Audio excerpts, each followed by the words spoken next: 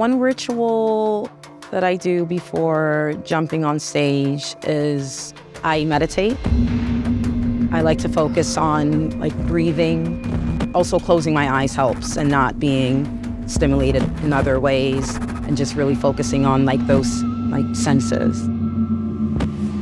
The moment before I press play before going on, I usually try to remain as present as possible. So I take one hard look at the crowd and then just sort of picture what we're about to embark on.